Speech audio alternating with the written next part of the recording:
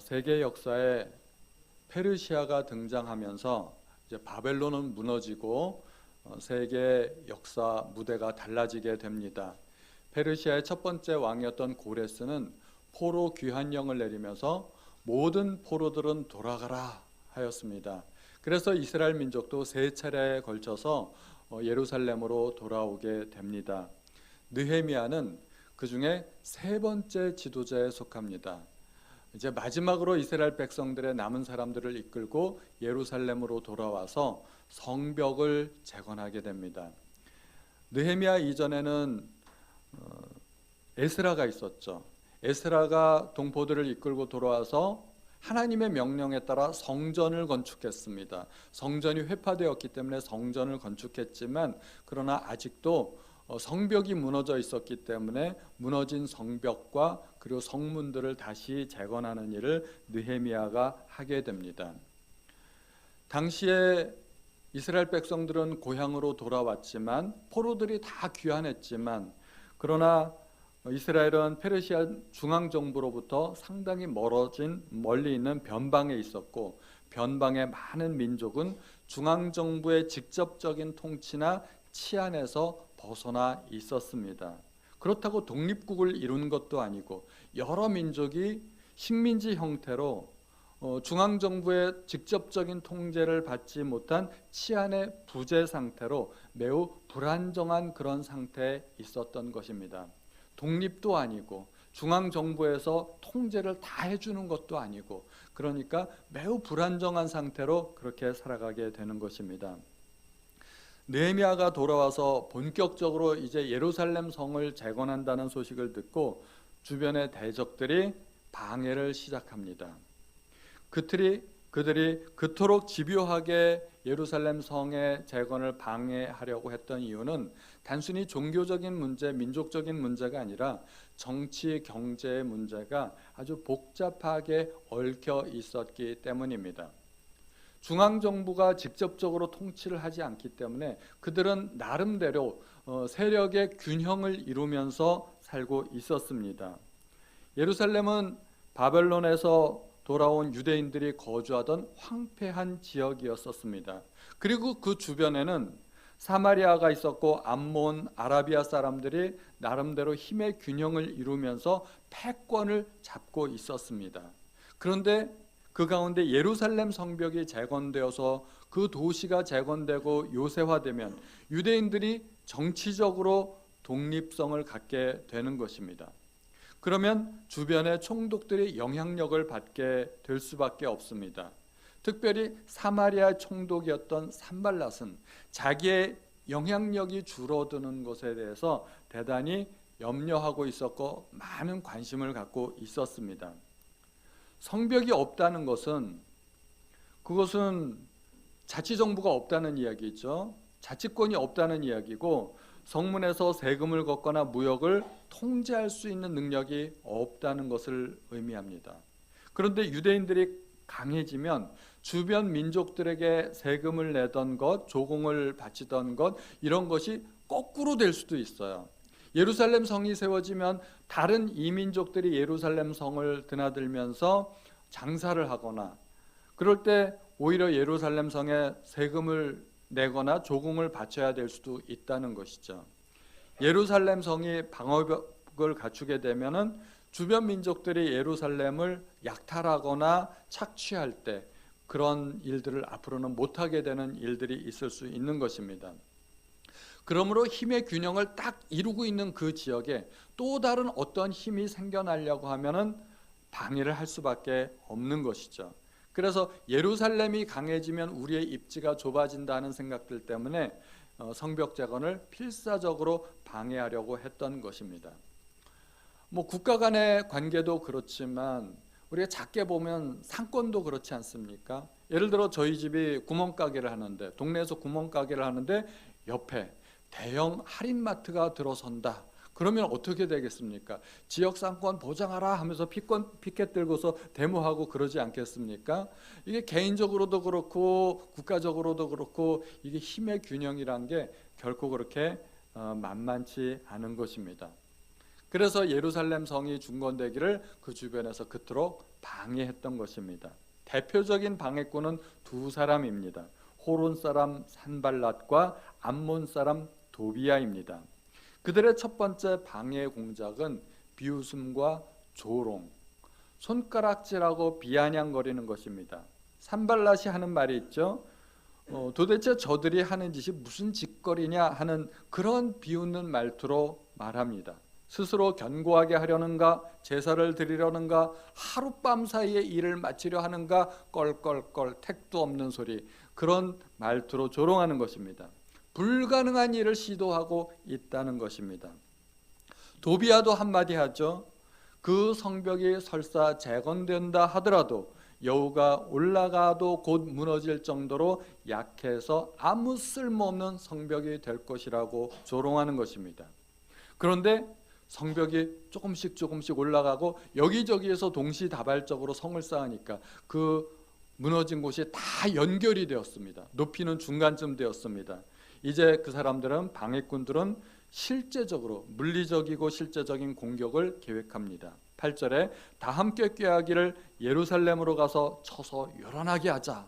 그리고 11절에도 우리가 저희 중에 달려 들어가서 살육하여 역사를 그치게 하리라. 이제는 힘을 행사하겠다는 말이죠. 그리고 두 번째 방해에서는 더 많은 사람들이 합세합니다. 도비아도 나오지만 아라비아 사람, 아스돗 사람, 암몬 사람, 이런 사람들이 합세를 합니다. 산발랏은 사마리아 성읍의 총독입니다. 사마리아는 예루살렘의 북쪽에 있었습니다. 아라비아는 예루살렘 남쪽, 아스돗은 블레셋의 한 성읍인데 예루살렘 서쪽, 암몬은 예루살렘 동쪽. 가만히 보면 예루살렘을 둘러싼 동서남북의 모든 세력들이 합세를 해가지고 예루살렘을 위협하고 있는 것입니다. 도저히 예루살렘 성을 재건하는 것은 가능해 보이지 않습니다. 이러한 열강의 틈바구니 속에서 느헤미야는 어떻게 대처했고 어떻게 이 과업을 이루어 나갈 수 있었을까요? 느헤미야는 성경에 나오는 아주 훌륭한 지도자들 중에 한 사람입니다. 이 느헤미야를 통해서 우리가 배울 수 있는 것들이 굉장히 많은데 어려움을 타개해 나가는 그러한 모습을 우리가 배울 수 있다고 생각합니다. 첫 번째 느헤미야가 당했던 어려움은 조롱, 비웃음입니다. 주위 사람들의 비웃음과 공격하는 말들입니다. 그런 말들을 들으면 우리가 낙담이 되죠. 좌절이 됩니다. 사람들의 기를 죽이고 실망과 좌절을 가져오는 말들, 사람을 죽이는 말, 이런 모든 말들은 마귀의 말들입니다. 마귀는 언제나 우리 주변의 사람들을 통하여 우리의 사기를 떨어뜨립니다. 마귀가 직접 나에게 어떤 들리는 음성으로 말을 하지는 않지만 마귀도 사람을 통해서 역사하고 하나님도 사람을 통해서 역사하십니다. 마귀가 우리에게 가장 먼저 하는 일은 낙담케 하고 좌절시키고 하나님의 일을 시도조차 못하게 만듭니다. 우리에게 대한 마귀의 공격은 그런 심리전이죠. 부정적인 말들을 우리가 들으면 가장 먼저 찾아오는 것이 염려, 불안, 두려움 같은 것들입니다. 그래서 그런 공격을 자꾸 받게 되면은 공황장애도 생길 수 있고 불안증도 생기게 되고 많은 마음에 혼란이 생기게 됩니다. 내 힘으로 그게 될까? 그게 정말 할 수 있는 일일까? 잘 안 되면 어떡하지? 많은 그런 걱정을 하게 됩니다.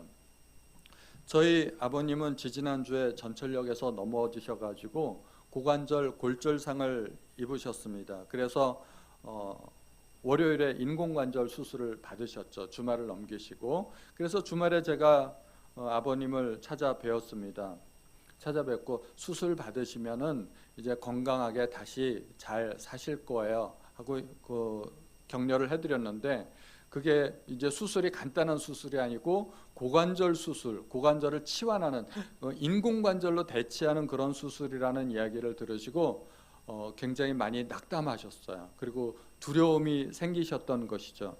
급기야는 내가 결국은 고관절로 죽게 되는구나, 뭐 이런 말씀까지 하시는 거예요. 그래가지고 수술을 안 하고 그냥 버틸 수 있는 방법이 없을까? 뼈니까 부러지면 저절로 붓게 되는 것 아닐까? 그래서 저희도 나름대로 인터넷을 찾아보고 검색해 보니까 오히려 그게 더 위험하다는 거예요. 수술을 해서 건강한 관절로 대체하면은 잘 살 수 있다는 것입니다. 그래서 수술을 잘 받으셨습니다. 그리고 기력이 점점 회복되는 가운데 있는데 이제 내일이면 퇴원하실 거예요. 보름이 지났기 때문에 내일이면 퇴원하시는데 퇴원하시고 나서 재활요양병원에 입원하시는 게 좋겠다. 그래도 좀 재활 치료를 받는 게 좋겠다. 그래서 한 달 정도 요양재활병원에 입원하시는 것을 권유를 드렸습니다. 그랬더니 또 걱정이 시작되시는 거예요. 내가 요양병원에 들어가면 이제 며칠 만에 시체가 돼서 나오겠구나. 뭐 별 얘기를 다 하시고 요양병원에 들어가면 사람들이 죽는다던데 요양병원에 들어가는 사람들이 어떤 사람들이겠어요? 이제 말기 암 환자나 인생의 종말을 앞둔 사람들이 요양병원에 들어가는 것 아니겠습니까? 그러니까 요양병원에 들어가서 죽어 나오는 사람들도 있기 마련이죠. 그런데 이제 저희가 또 동생하고 같이 잘 설득을 해드렸죠. 아버지 들어가시는 그 병원은 요양병원이 아니라 재활병원입니다. 그렇게 입원도 장기간 있는 것이 아니라 아무리 원해도 최대 3개월밖에 안 됩니다. 그러니까 거기서 잘 재활치료를 받으시고 돌아오시면 됩니다. 뭐 그렇게 설득을 해가지고 결국은 재활병원에 입원하기로 하셨습니다. 아버지는 최신 현대의학의 도움을 받으면서도 왜 이러한 두려움을 갖게 되셨을까요? 물론 연세도 많으시기는 하시죠. 연세가 90세이니까 결코 작은 나이는 아니지만 그동안 들어왔던 부정적인 그런 말들이 있었던 것입니다. 고관절 수술 받고 누가 죽었다더라. 그러면은 고관절 수술은 죽는 수술. 그게 죽는 수술이면 그런 수술은 세상에 없어져야 되지 않겠습니까? 그런데 정형외과마다 고관절 수술을 한단 말입니다. 그건 죽이는 수술이 아니라 살리는 수술인 거죠. 그런데 부정적인 얘기 하나만 딱 들으면 그게 마음속에 크게 자리 잡고 있는 것입니다.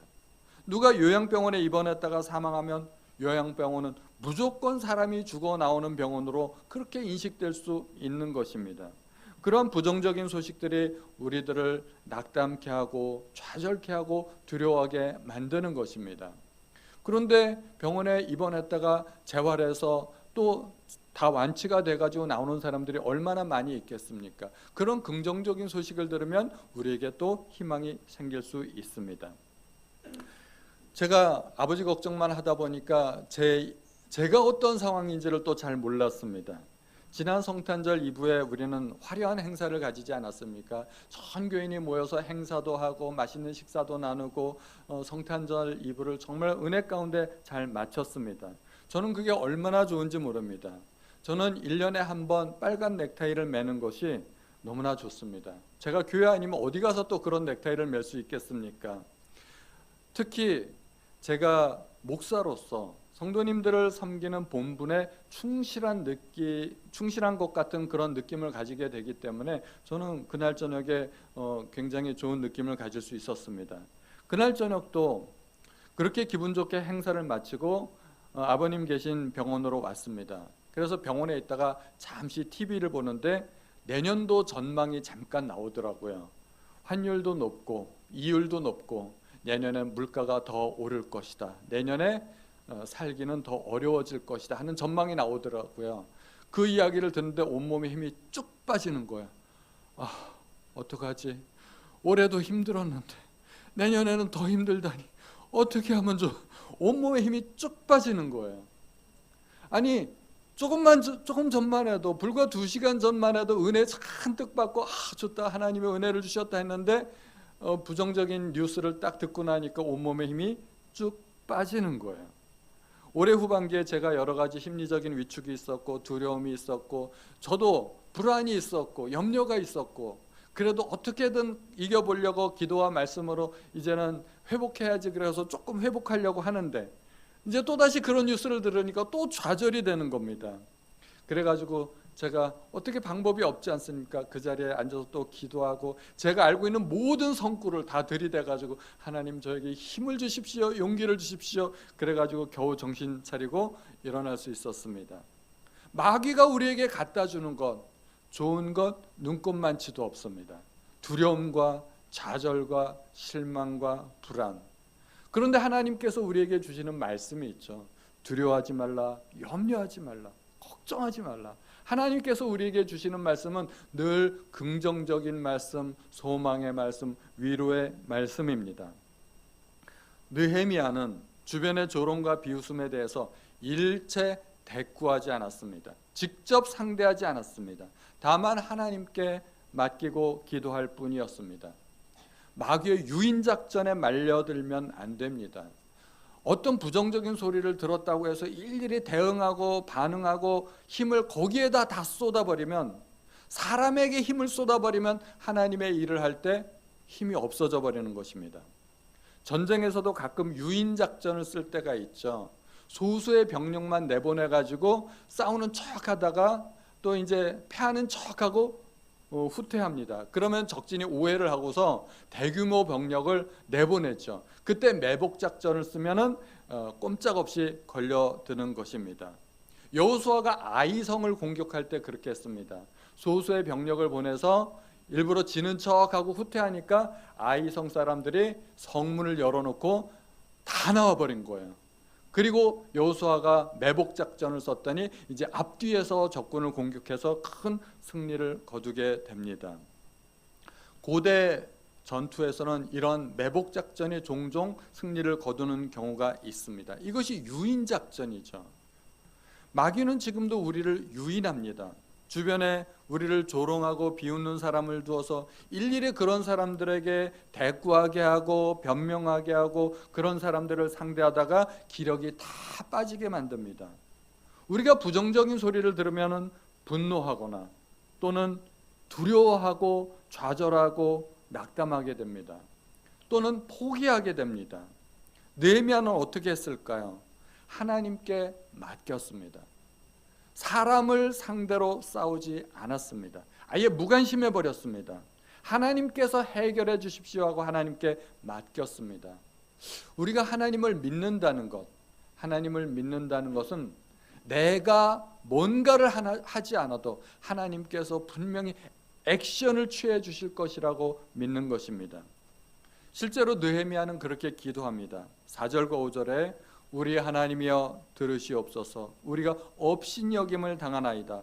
원하건대 그들이 욕하는 것을 자기들의 머리에 돌리사 노략거리가 되어 이방에 사로잡히게 하시고 주 앞에서 그들의 악을 덮어두지 마시며 그들의 죄를 도말하지 마옵소서. 그들이 건축하는 자 앞에서 주를 노하시게 하였음이니이다. 내가 반응하지 않아도 하나님께서 반응해 주십시오 하는 것입니다. 보응하시는 하나님, 원수를 갚으시는 하나님, 그 하나님을 믿었던 것입니다. 우리는 왜 사람들을 일일이 만나 다니면서 사람들에게 반응할까요? 하나님을 믿지 않기 때문입니다. 하나님께서 나 대신에 뭔가 해주실 것이고 뭔가 액션을 취할 것이고 나 대신에 갚아주실 것을 믿는다면 내가 그렇게 사람들에게 일일이 반응하며 내 에너지를 쏟지 않아도 되지 않겠습니까? 일일이 이 사람 저 사람 만나면서 억울함을 하소연해봤자 아무 소용이 없습니다. 대신에 그럴 시간이 있다면 우리는 그 시간에 하나님께 기도해야 될 줄로 믿습니다. 두 번째 마귀의 공격은 물리적인 공격입니다. 실제로 사람을 동원하겠다는 것이죠.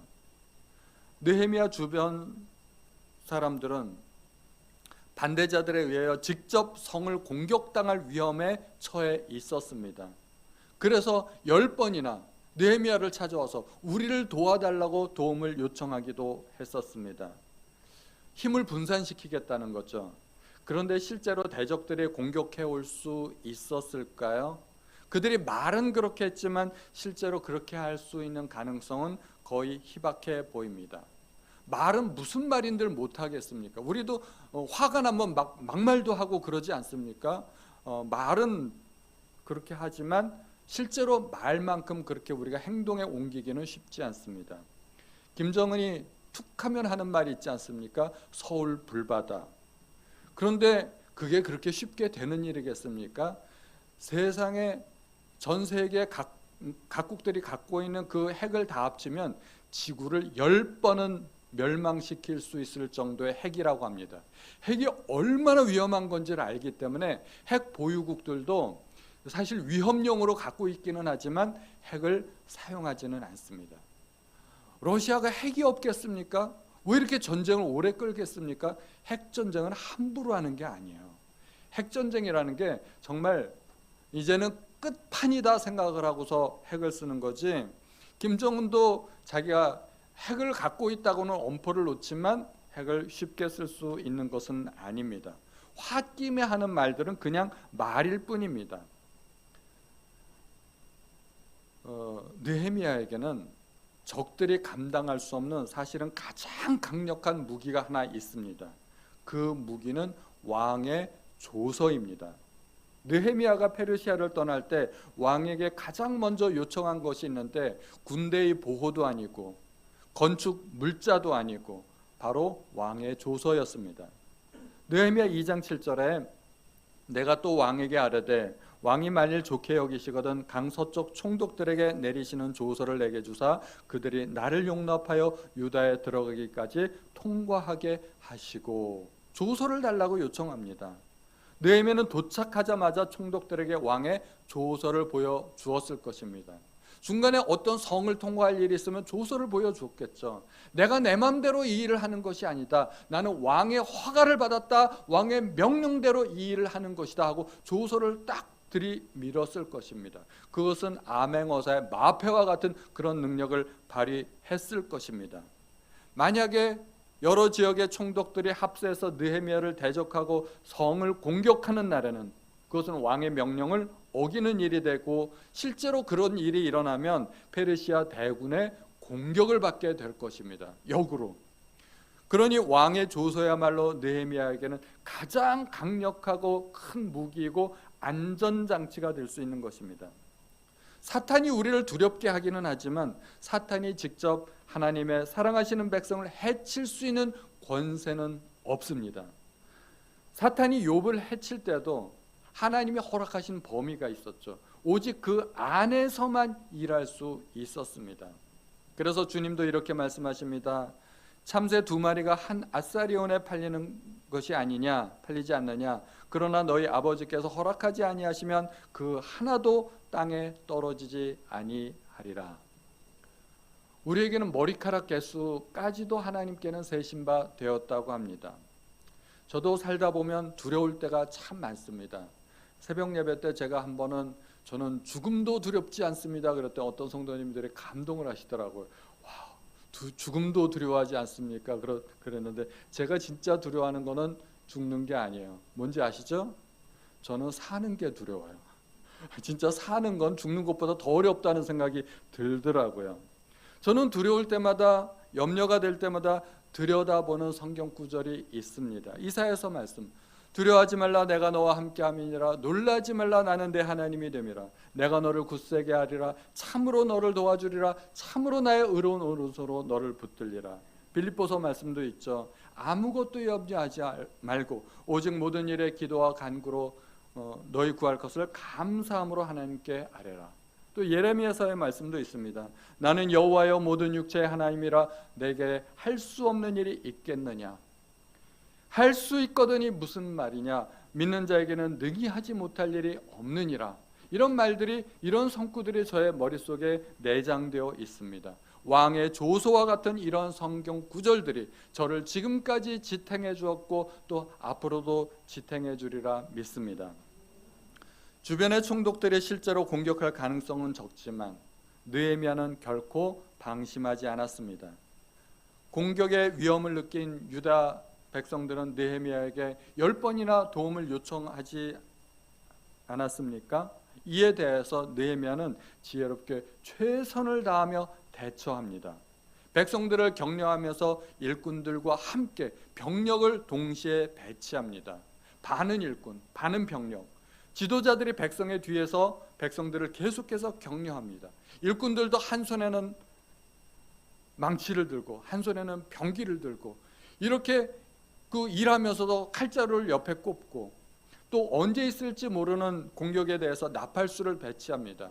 뭐 여기저기에서 동시에 일을 하기 때문에 어느 곳이 공격받을지 모르니까 어느 곳에서든지 나팔이 울리는 소리를 들리거든 그곳으로 병력을 총 집중해서 모이라는 것입니다. 동이 틀 때부터 별이 나기까지 주간 근무와 경계를 강화합니다.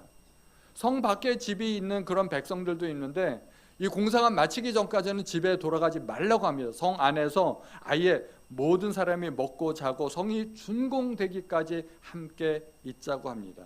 느헤미야와 그 파수꾼들 아예 옷을 벗지 않았다고 합니다. 집에 들어가면 이제 일할 때 입는 옷, 집에서 입는 옷 구분되지 않습니까? 그런데 옷을 갈아입지 않았다고 합니다. 한 달 이상 한 옷 가지고 그렇게 긴장을 늦추지 않았다는 것입니다.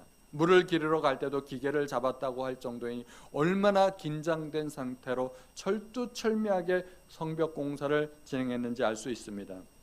우리가 하나님의 일을 할 때도 기도만 한다고 다 되는 것은 아닙니다. 물론 기도가 중요합니다. 기도해야 됩니다. 그런데 기도 후에 내가 해야 될 일이 또 따로 있다는 것입니다.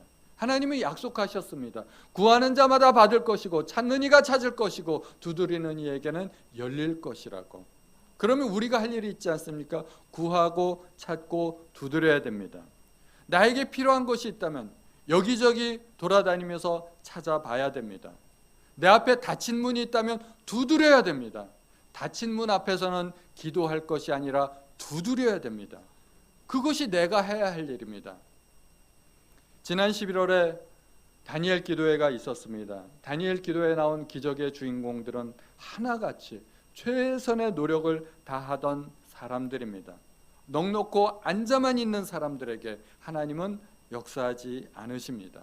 최선을 다해서 일하는 사람들에게 하나님은 역사하십니다. 우리가 정당하게 할 수 있는 일이라면 모든 수단과 방법을 다 동원해서 일해야 됩니다. 우리가 최선을 다할 때 하나님도 일하십니다. 저도 두 가지 일을 하니까 저도 만만치는 않습니다. 조승철 집사님께서 조언을 해주셨는데요. 두 가지 일을 한꺼번에 하려면 50대 50으로 힘을 나누면 안 된다는 거예요. 이것도 100, 저것도 100, 두 가지 모두 모든 힘을 다 쏟아라 하는 거예요. 그게 말이 됩니까? 말이 안 되는 소리죠. 말이 안 되는데 말이 됩니다. 그게 무슨 말이냐면 그렇게 해야만 둘 다 된다는 거예요. 가만히 생각해 보니까 말이 이론적으로는 말이 안 되는 것 같은데 근데 실제적으로는 그렇게 해야만 되는 겁니다. 최선을 다하지 않고 되는 일은 없다는 것입니다. 무슨 일을 하든지 최선을 다해서 열심히 하라는 것입니다. 우리가 최선을 다해야 되는 상황을 위해서 느헤미야가 백성들을 격려하는 말이 있습니다. 14절에 너희 형제와 자녀와 아내와 집을 위하여 싸우라. 에스라는 백성들을 이끌고 돌아와서 성전을 재건했습니다. 성전입니다. 성전 재건은 하나님께서 명하신 일입니다. 학개와 스가랴 선지자를 동원해서 성전 재건을 했습니다. 그런데 느헤미야는 성벽을 재건합니다. 성벽 건축은 하나님께서 명하신 일이 아닙니다. 그런데 필요했습니다. 성벽이 없으면 안전을 보장받을 수 없고 심지어 성전도 위험합니다. 강도떼가 들이닥쳐서 성전을 약탈할 때 아무런 보호시설이 없으면 성전도 약탈을 당할 수밖에 없습니다. 그래서 성전을 보호하기 위해서라도 성벽이 필요합니다. 성벽이 없으니까 예루살렘에 있던 사람들은 어떠한 순환을 당했습니까? 느헤미야가 처음에 들었던 말이 있죠. 그들이 내게 이르되 사로잡힘을 면하고 남아있는 자들이 그 지방 거기에서 큰 환난을 당하고 능욕을 받으며 예루살렘 성은 허물어지고 성문들은 불탔다 하는지라. 성문이 없으니까 성벽이 없으니까 환난을 당하고 능욕을 받게 됩니다. 그러므로 성벽은 우리의 삶을 보호하는 시설입니다. 우리의 삶이 안전하려면 성벽의 보호를 받아야 됩니다. 가정과 직장이 든든해야 됩니다. 가정과 직장이 건강해야 우리가 하나님도 올바로 예배할 수 있습니다. 몸이 건강해야 또 하나님을 예배할 수 있지 않습니까? 우리가 몸이 약하고 병원에 입원해 있고 그러면은 하나님 예배하는 것도 쉽지 않습니다. 그러므로 우리는 가정을 세우고 직장에서 최선을 다하고 학생은 학업에 최선을 다해야 됩니다. 말씀과 기도로 우리의 가정과 직장을 지켜내야 됩니다. 우리의 삶의 터전을 지켜내고 보호해야 됩니다. 느헤미야는 외부적인 어려움뿐만 아니라 내부적인 어려움도 있었습니다. 이제 공사가 절반쯤 진행이 되었는데 힘이 다 빠져버린 거예요. 백성들이 더 이상 힘이 없었습니다. 그러나 기도하고 또 최선을 다한 결과 불과 52일 만에 성벽 재건을 이루어냅니다. 무려 140여 년간 방치되었고 무너진 성벽인데 그동안 아무도 시도하지 않았던 일인데 느헤미야가 해냈습니다. 지금도 마귀는 울부짖는 사자처럼 삼킬 자를 찾아 두루 헤맨다고 합니다. 우리는 살아가면서 주님의 일을 하면서 수많은 어려움을 만날 수밖에 없습니다. 안팎으로는 불리한 환경밖에 없습니다. 환경을 바라보면 내가 할 수 있는 일은 아무것도 없습니다. 만약에 느헤미야가 환경만 바라보고 있었더라면 그런 시도를 했을까요? 이렇게 따져보고 저렇게 따져보니 할 수 없겠네 하지 말자. 계산만 가지고는 아무것도 못합니다. 적진 한가운데 들어가서 이미 적군의 세력이 팽배한 가운데 인적 물적 자원도 부족한데 그런 일을 시도한다는 것이 누가 봐도 무모한 일입니다. 그래서 대적들도 처음에는 비웃었습니다. 조롱했습니다.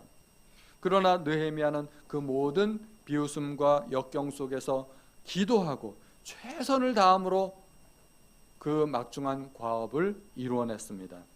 우리는 주님의 일을 하면서도 기도해야 함을 잊지 말아야 됩니다. 기도해야 됩니다. 최선을 다해야 됩니다. 때로는 오해가 있고 비난과 조롱이 있을지라도 일일이 맞대응할 필요가 없습니다. 하나님께 맡기고 내가 할 수 있는 일에 최선을 다하면 됩니다. 우리가 주님의 일을 하는 것이 무조건적인 희생과 헌신만을 강요하는 것은 아닙니다. 느헤미야의 말을 기억해야 됩니다. 아내와 자녀와 형제와 가정을 위한 일입니다. 우리가 주님의 일에 최선을 다할 때 주님께서도 우리의 가정과 직장을 지켜주시지 않겠습니까? 모든 일에 주님을 의지하고 기도하시고 최선을 다하시는 우리 모든 성도님들이 되시기를 축원드립니다.